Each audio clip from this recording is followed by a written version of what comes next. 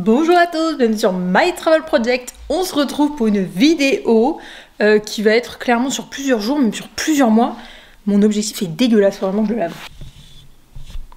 Je crois que c'est mieux comme ça. Je disais donc, on se retrouve pour une vidéo qui va être en plusieurs temps, je pense même sur plusieurs mois, parce que nous sommes le 30 mai. Et qu'il y a quelques semaines, peut-être 2 semaines, attends je te pose sur mon trépied, je crois que c'est bon. Donc, je disais, nous sommes le 30 mai et il y a quelques semaines, on a réservé notre premier voyage en famille, mais qui n'est pas avant le mois de novembre. Ce qui explique le fait que cette vidéo va se dérouler sur les prochains mois. Donc on a réservé pour le mois de novembre et nous partons au Maroc. D'ailleurs, je pense que quand tu regardes cette vidéo, c'est à peu près au moment où on part au Maroc, parce que je vais pas la sortir genre 4 mois avant. C'est un peu normal. Et je me suis dit que ça pourrait être pas mal de te montrer au fur et à mesure des mois comment j'organise ce voyage. Déjà parce que je trouve ça toujours intéressant de voir l'organisation d'autres personnes, comment elles organisent leur voyage, parce que personne fonctionne de la même manière. Et je pense que c'est toujours intéressant de prendre genre des bribes d'organisation d'autres personnes, tout simplement. Mais surtout, et ça je sais que ça va pas intéresser tout le monde, mais en l'occurrence c'est ma réalité, c'est que c'est notre premier voyage en famille avec un bébé qui aura presque 10 mois au moment du voyage. Donc même si je suis quand même habituée à organiser des voyages, c'est littéralement la première fois que je vais organiser un voyage avec un bébé. Et forcément ça demande de l'organisation supplémentaire, ou en tout cas une organisation différente que quand on est parti par exemple il y a 2 ans en Asie du Sud-Est pendant 3 mois en sac à dos à 2. Et puis je me dis que s'il y a des personnes dans mon audience qui comptent avoir des enfants dans les prochaines années, ou qui ont aussi des jeunes enfants, en l'occurrence des très jeunes enfants, ça peut peut-être les aider à démystifier la manière dont on organise un voyage avec un bébé. Donc cette vidéo va vraiment être sous format vlog, où je vais te montrer un peu toutes les étapes par lesquelles je passe pour organiser ce voyage, les questions que je me pose et tout ça. Donc à l'heure où je filme cette vidéo, j'ai quand même déjà fait quelques trucs. L'une des premières choses que j'ai faites, c'est me renseigner sur la destination. Donc je suis déjà partie au Maroc quand j'étais petite. Je crois que quand j'avais genre 9 ans, on est parti avec ma famille à Agadir et je crois à Marrakech, mais je suis pas très sûre, bref. Et en 2016, c'est la dernière fois que je suis partie au Maroc et j'étais partie pendant quelques jours, pareil, en famille, à Marrakech. Et honnêtement, ma première idée, c'était quand même qu'on fasse une autre partie du Maroc. Donc en l'occurrence, j'aurais trop voulu aller dans le nord du Maroc, genre faire les villes de Tanger, de Fès, de Chefchaouen, toutes ces villes-là. Sauf que, après avoir réfléchi, après avoir regardé, avec mon mec, on s'est pas trop senti de le faire, enfin... Si, mais on s'est dit, on va ralentir 2 secondes. Ça sera notre premier voyage avec un bébé, donc on va essayer de faire un truc un peu plus light en termes de programme, pour déjà voir comment ça se passe un voyage avec un bébé, en l'occurrence le nôtre évidemment. Voir comment on s'organise, parce que ça va être une nouveauté pour notre fils, mais ça va être aussi une nouveauté pour nous. Donc autant se prévoir un programme un peu plus light pour ce premier voyage, c'est pas grave, le Maroc on pourrait y retourner une prochaine fois. Mais là comme ça va être vraiment un premier voyage à l'étranger avec lui, on a préféré y aller plus light. Donc pour ce premier voyage, nous partons donc pendant 1 semaine à Marrakech et à Essaouira. Ce qui explique que j'ai avec moi le guide du routard sur Marrakech, montagne du Haut-Atlas et Essaouira, et le guide du Petit Futé sur le Maroc que j'ai pas mal feuilleté, j'ai regardé quelques trucs. Et donc après en avoir discuté avec mon mec, on a décidé de partir quelques jours à Marrakech et ensuite à Essaouira. Pour le choix de notre itinéraire, il y avait aussi la question des transports. C'est notamment pour ça aussi qu'on a décidé de ne pas aller dans le nord du Maroc. J'aurais adoré tester le train au Maroc, parce que apparemment le réseau ferroviaire est pas mal développé, répandu, et je trouve que c'est toujours un moyen cool en fait de voyager en train. Sauf que pour aller de Marrakech jusqu'au nord du Maroc, quelque peu compliqué. Enfin, pas compliqué, mais encore une fois, c'est notre premier voyage avec un enfant, donc on n'a pas très envie de se prendre le chou, d'accord? Et en l'occurrence, pour partir dans tout le nord du Maroc, depuis Marrakech, il n'y a pas de ligne directe. Il aurait forcément fallu faire un changement, je crois à Rabat ou Casablanca, quelque chose comme ça. Ce qui évidemment sur le principe n'est pas du tout un problème, mais encore une fois, on avait envie d'aller sur quelque chose de simple. Et le plus simple était en l'occurrence de rester plutôt dans les environs de Marrakech, parce que je l'ai pas précisé, mais on atterrit à Marrakech. Et pour ça, on a décidé de partir à Essaouira et donc de louer une voiture pour y aller. Il y a environ 3 heures de route entre Marrakech et Essaouira, c'est ce qui nous semblait le plus simple. Honnêtement, je pense pas qu'on soit des gens flippés sur l'organisation avec un bébé, mais le fait est que on est parents pour la première fois, que notre fils est encore assez jeune et tout simplement qu'on n'a jamais tenté cette expérience.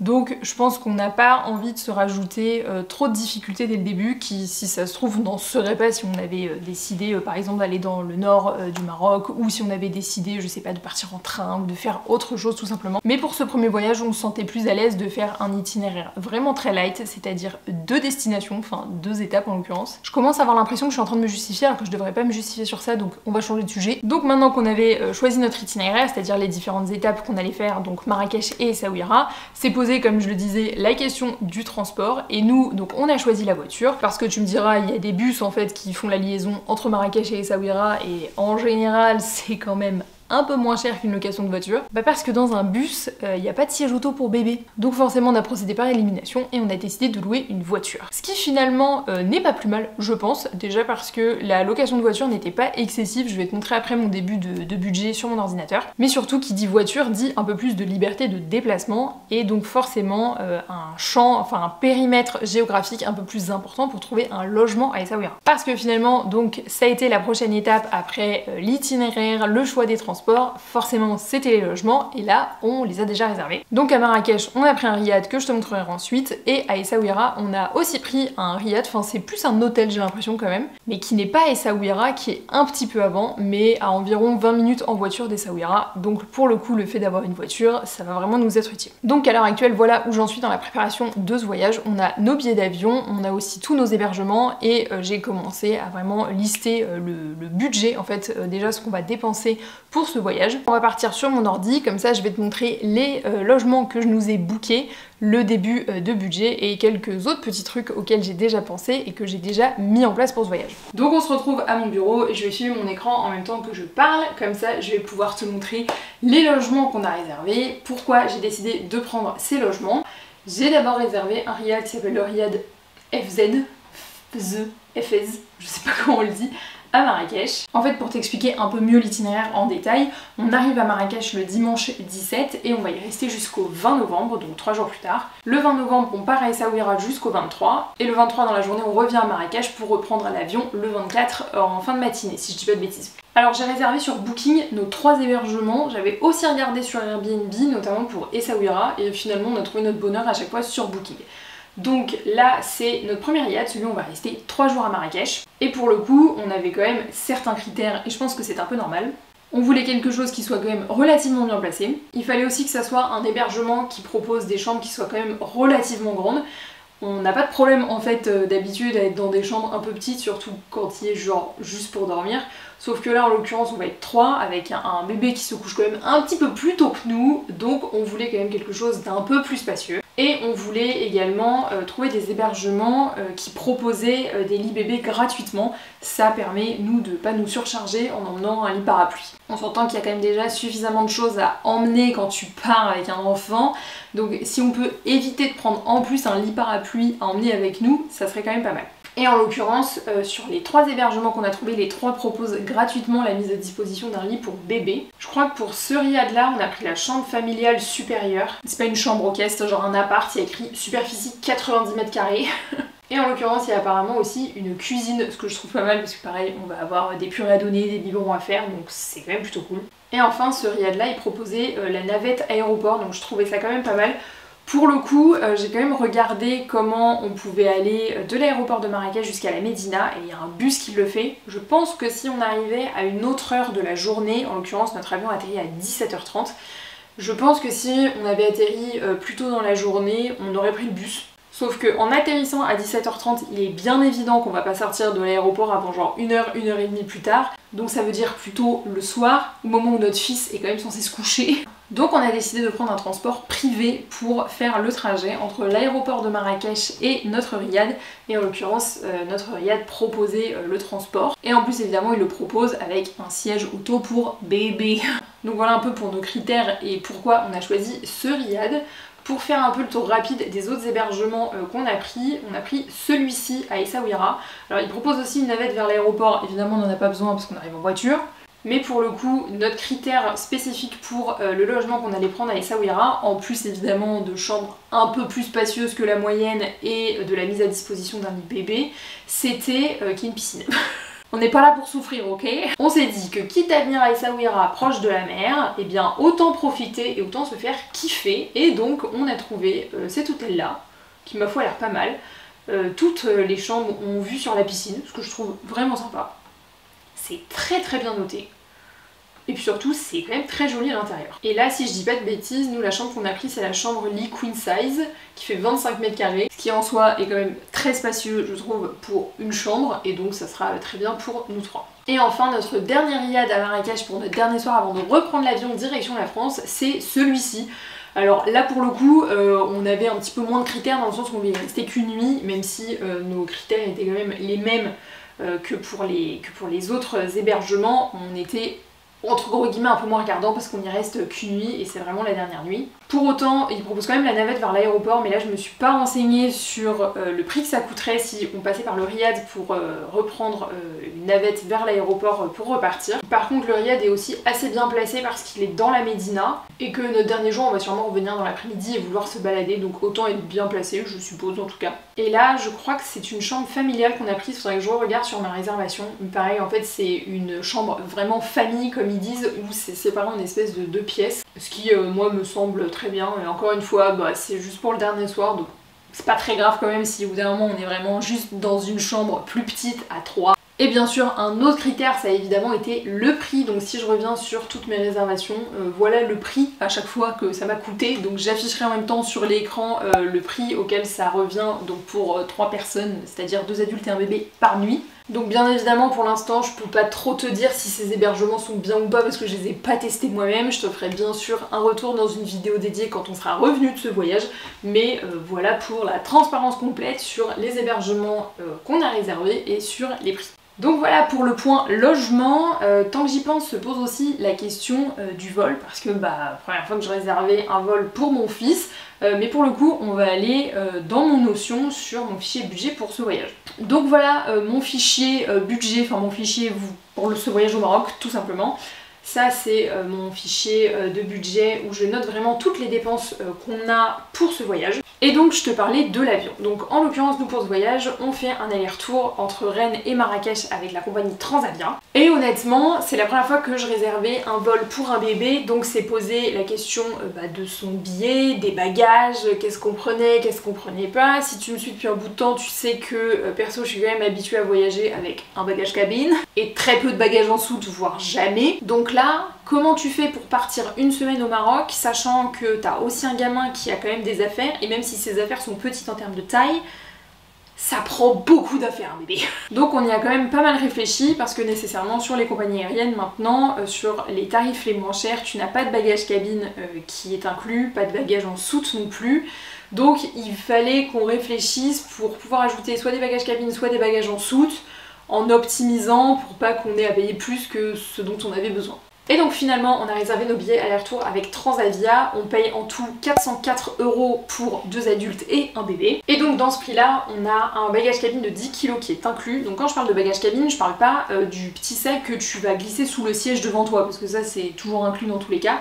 Là, je te parle vraiment du bagage cabine que tu mets dans le compartiment au-dessus de ta tête, qui est en général, en termes de taille, un petit peu plus conséquent. Donc là, on a un bagage cabine de 10 kg qui est inclus, un bagage en soute de 20 kg qui est inclus, et en plus avec le billet d'avion pour bébé, donc bébé c'est vraiment jusqu'à 2 ans, on a droit à un bagage en soute de 10 kg. En général, c'est pour apporter le lit parapluie, la poussette, le machin, le truc. Donc on a décidé de faire comme ça avec seulement un bagage cabine de 10 kg et un bagage en soute de 20 kg parce qu'on sait qu'on va avoir pas mal d'affaires à emmener pour lui et que si on avait juste pris 2 bagages cabine de 10 kg, ça aurait pas été suffisant. Enfin en tout cas c'est ce qu'on se dit à l'heure actuelle. Si ça se trouve quand je vais faire les sacs, je vais me rendre compte que on aurait très bien pu se débrouiller avec juste 2 bagages cabine de 10 kg. Et tu sais quoi, je le découvrirai dans quelques mois. Mais donc voilà pour le détail du prix qu'on va payer pour notre billet d'avion. Donc ensuite dans ce budget j'ai déjà rajouté les différents hôtels dont je t'ai parlé juste avant avec le prix que ça nous coûte. J'ai aussi ajouté le transfert de l'aéroport jusqu'au riad le premier soir qui coûte en l'occurrence 20 €. Donc ça pour le coup comment j'ai fait, j'ai échangé en fait sur la messagerie booking directement avec le riad parce que j'avais vu qu'ils proposaient la navette aéroport et quand ils m'ont répondu avec le prix, ils m'ont aussi dit qu'ils proposaient les repas en fait directement au riad, genre entrée, plat, dessert pour 17 € par personne. Et vu qu'on arrive tard le soir, on s'est dit qu'on allait prendre cette solution, en tout cas pour le premier soir. J'ai déjà commencé à faire des recherches pour un peu des restaurants pour les autres jours, mais pour le premier soir on s'est dit que ça serait plus facile. Pour ce voyage je ne suis pas du tout dans l'optique d'aller au moins cher possible, absolument. Je suis plus dans l'optique d'aller au plus efficace tout en essayant quand même d'être un peu conscient de ce qu'on va dépenser. C'est pour ça que j'ai rajouté donc cette ligne dîner au Riad pour le soir du 17 novembre. Et enfin la dernière chose que j'ai rajoutée, c'est la location de voiture avec cette compagnie, donc Najemcar, je ne sais pas le prononcer. J'ai trouvé en l'occurrence cette adresse dans le guide du routard. Voilà. J'ai regardé différentes adresses de loueurs de voitures directement dans le guide du routard. Il y en a qui avaient des très bonnes recommandations, donc ensuite ce que j'ai fait c'est que je suis allée voir sur Google, voir les avis directement sur Google de ces loueurs de voitures. Et genre celui-là il est à 4.9 sur 5 sur Google avec un nombre d'avis, t'as jamais vu ça. Et ce que j'ai fait c'est que j'ai échangé par mail avec eux pour réserver la voiture. Franchement le process le plus fluide que t'aies jamais vu, et donc la voiture est réservée et ça va normalement nous coûter 140 €. Et voilà où en est mon fichier de budget actuellement. Et pour finir avec un dernier truc que j'ai fait pour préparer ce voyage, c'est que j'ai regardé des vidéos YouTube. Ça peut sembler un petit peu logique, mais je trouve ça important de le préciser. Et donc il y a Marine de la chaîne Dominikovna qui est partie au Maroc il y a 1 an et demi, 2 ans peut-être, et qui est justement partie notamment à Marrakech. Donc j'ai regardé cette vidéo et j'ai lu ses articles de blog et ça m'a bien aidé parce que grâce à elle j'ai découvert l'application Robi. C'est littéralement le Uber local. Donc ce que j'ai fait c'est que j'ai déjà téléchargé l'application Robi sur mon téléphone, et aussi j'ai découvert l'application Glovo. Alors en fait elle disait quelque chose mais sans plus. Bon littéralement c'est genre Uber Eats ou Deliveroo. Donc ça c'était bien cool parce que j'ai déjà téléchargé ces deux applications là sur mon téléphone. Et je suis sûre que si je fais un peu plus de recherche, bah, je vais encore trouver d'autres bons plans. Ça m'avait bien aidé aussi notamment de regarder son budget pour avoir un peu plus une idée des prix. Et puis bah voilà, on se retrouve pour la suite de la vidéo dans quelques jours, quelques semaines, je ne sais pas encore. Bien le bonjour, je suis enfin de retour dans cette vidéo. Nous sommes le 1er octobre. Donc je n'ai pas du tout filmé ni avancé la préparation de ce voyage au Maroc. Là j'étais en train de plier le linge. Et en fait, je me suis rendu compte qu'il y avait encore plein de trucs à faire. Donc ceci est ma to-do list numérique. Littéralement, depuis la dernière fois que j'ai filmé, je n'ai rien fait. C'est-à-dire que je me suis même pas renseignée, j'ai même pas ouvert un des guides de voyage que j'avais. Donc là, va falloir faire quelque chose parce qu'on est le 1er octobre, on part dans 1 mois et demi et je n'ai rien fait de plus. Donc c'est parti, to-do list. Déjà, il faut absolument que je me renseigne sur une assurance voyage. J'en ai toujours pas pris et pour le coup, moi je considère que c'est primordial, donc il faut que je me renseigne sur une assurance voyage. Il faut aussi que je regarde pour une carte bancaire parce que la carte bancaire que j'avais pour partir en voyage c'était Omax. Si tu le sais, Omax ça a fermé. L'année dernière j'étais en Italie et vu que c'était l'Europe, du coup j'avais pas nécessairement besoin d'une carte bancaire de voyage, donc de carte bancaire pour retirer sans frais en fait. Donc en fait depuis que Omax a fermé, je n'ai pas de carte bancaire de voyage et je me suis pas du tout penchée sur le sujet. Donc il faut absolument que je me penche sur la question. J'ai déjà quelques idées en tête mais je veux faire une petite étude de marché quand même, voilà. Donc il faut que je me renseigne là-dessus parce que le temps de faire l'étude de marché, de commander la carte qu'elle arrive et tout ça, enfin bref. Il faut aussi que je regarde à peu près les visites qu'on pourrait faire avec notre fils quand on sera à Marrakech et à Essaouira. En parlant de mon fils, il faut aussi que je regarde les affaires que je vais lui prendre parce que clairement il a bien grandi et je pense qu'il y a quelques trucs que je vais devoir acheter. Donc je vais me faire une liste un peu de ce que je voudrais emporter pour lui. Je vais voir ce qui lui manque et ce qui lui manque, je vais essayer de le trouver sur Vinted. Après, il faudrait aussi que je fasse mon sac, mais j'ai déjà mis mes affaires de côté, va comprendre pourquoi. Et aussi, ce que je voudrais me faire, c'est une carte Google Maps avec les pins, les localisations des hébergements qu'on a pris, du loueur de voiture, des visites que j'ai vues et qui me semblent intéressantes. Est-ce que j'avais autre chose? Je m'étais déjà fait une liste en fait, mais là j'ai pas pensé. Et dernier truc qu'il faut absolument que je fasse parce que j'ai bientôt un rendez-vous de médecin pour mon fils, c'est une liste de trousses à pharmacie, de médicaments, si je dois prendre des trucs en avance, niveau ordonnance, ce genre de choses. Et aussi, et ça je viens d'y penser, comment je fais pour sa bouffe, ses biberons, le lait en poudre, tout ça. Qu'est-ce que je peux emmener dans l'avion, pas emmener dans l'avion, qu'est-ce que je peux acheter sur place? Enfin voilà. Bref, c'est parti. Me voilà de retour, on est le 15 octobre, on est dans ma chambre et pour le coup, j'ai quelque peu avancé. Alors déjà, comme je t'avais dit, j'ai déjà mis mes affaires de côté pour le Maroc. Donc oui, je l'ai fait carrément 1 mois et demi à l'avance, mais vu que c'est des affaires plutôt chaudes et qu'en ce moment il fait plutôt froid, c'était pas trop grave. Donc pour l'instant, j'ai stocké tout ça ici, là, dans le bas de mon armoire. Donc j'ai 2 packing cubes, un pareo, une casquette, ma microfibre. Et par contre, je sais pas encore dans quel sac je vais mettre ça. Je l'avais déjà dit en début de vidéo, mais on a droit à un vrai bagage cabine. Et après, on a un bagage en soute de 20 kg. Donc je pense qu'en fait, je vais pas avoir juste un sac à dos pour moi comme je fais d'habitude, on va avoir plusieurs bagages et puis nos affaires vont être un peu réparties dans les différents bagages. Mais dans tous les cas, je prévois de te filmer une vidéo où je te montre ce que j'emporte au Maroc. C'est juste que je te présenterai pas un sac à dos à proprement parler. Après pour ce qui est de l'assurance voyage, j'ai un peu regardé et finalement en fait je vais nous prendre une assurance chez ACS, je suis toujours passée par eux. Je peux pas te dire à proprement parler qu'ils sont bien et tout ça parce que j'ai la chance de ne jamais eu avoir affaire à leur service. Dans le sens où genre j'ai jamais été hospitalisée, j'ai jamais eu besoin de faire rembourser des soins de santé quand je suis partie en voyage, donc j'ai envie de dire c'est quand même plutôt cool comme problème à avoir. Mais je suis toujours passée par eux, leur prix était plutôt intéressant, je te mettrai le prix dans l'écran de combien j'ai payé pour un voyage de 7 jours au Maroc pour 2 adultes et un bébé parce que là je l'ai plus en tête. Donc l'assurance voyage c'est fait, mes affaires étaient déjà mises de côté, ce soir j'ai sur ma liste de commencer à me faire ma carte Google Maps avec les différentes visites que je voudrais qu'on fasse, ou en tout cas des idées de visite dans tous les cas, et on verra ce qu'on fait sur place. Pour ce qui est de la carte bancaire, finalement, je vais pas prendre de carte bancaire. En fait, je t'explique, mon mari a déjà, lui, une carte Boursorama, si je dis pas de bêtises, et il a aussi depuis... je pense 1 an et demi, enfin depuis qu'Omax a fermé quoi, une autre carte dont je te parlerai plus en vidéo parce que en fait ça servait à rien vu qu'on a un compte joint, que je prenne une carte bancaire supplémentaire, sachant que nos cartes bancaires sont reliées au compte joint, enfin bref. Donc ce que je vais faire c'est que je vais tester en fait son autre carte bancaire pendant ce voyage au Maroc, vu que dans tous les cas c'est relié à notre compte joint, et je me suis noté que quand je reviens du Maroc je te ferai vraiment une vidéo update au niveau des cartes bancaires de voyage, parce que celle que j'avais faite sur Omax avait quand même pas mal plu. Sauf qu'Omax n'est plus, donc je pense que je ferai vraiment une vidéo où je te parle de mon expérience avec donc la carte Boursorama et cette autre carte bancaire. Ce que j'avais d'autre sur ma liste, c'était de regarder pour la logistique, biberon, nourriture pour l'avion. Bon en fait c'est simple, j'ai le droit d'emporter un peu ce que je veux. Et sinon, les affaires de mon fils. Donc voilà ce que j'ai mis de côté pour lui à l'heure actuelle. Donc il y a certains de ses bodys, manches courtes, manches longues. Il y a des combis longues, il y a une combi courte, il y a des t-shirts, il y a des shorts. Et ce que je vais mettre en dernière minute, enfin vraiment dans les 2-3 jours avant qu'on parte, ça va être des bodys manches longues, un pyjama chaud, un pyjama d'été aussi. Mais là il utilise encore les deux donc je peux pas les prendre. D'ailleurs ça me fait penser, mais on a racheté une poussette, c'est une poussette qui se plie comme ça. C'est une Maxi Cozy si je dis pas de bêtises. Elle fait 6,4 kg.